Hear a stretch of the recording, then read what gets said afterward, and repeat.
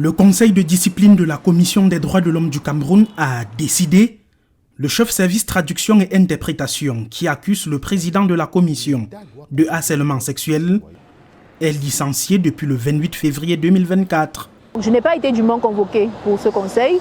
Je n'ai pas été dûment notifié des résolutions et de la décision de ce conseil. Et la décision, j'ai tout appris par les réseaux sociaux. Une notification qui circule pourtant sur les réseaux sociaux, au même titre que la décision de licenciement, alors qu'une procédure est pendante en justice.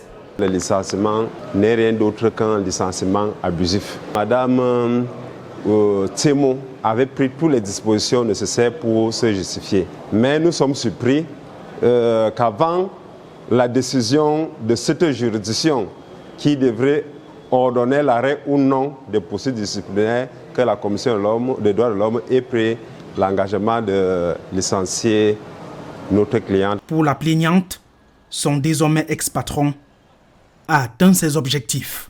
Ce sont des menaces qui ont été mises à exécution. Je crois que c'est le moins que je puisse dire en fait, au vu de la situation. Donc cela m'a été promis itérativement et voilà. Le président de la Commission des droits de l'homme du Cameroun est accusé de harcèlement sexuel entre autres par son ancien chef de cabinet. Le référé 2AE signé 5 jours avant son licenciement a été balayé d'un revers de la main.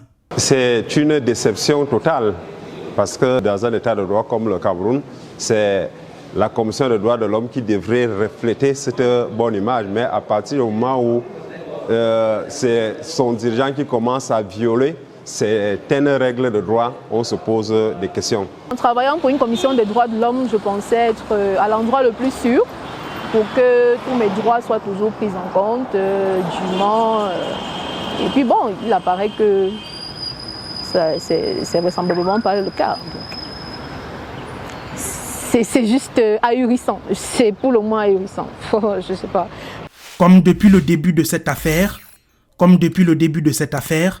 nous avons contacté le président de la Commission des droits de l'homme sans suite. L'accusation ne compte pas s'arrêter en si bon chemin. L'aide de licenciement est tombée. Il est bien vrai que nos clients n'ont pas encore été notifiés.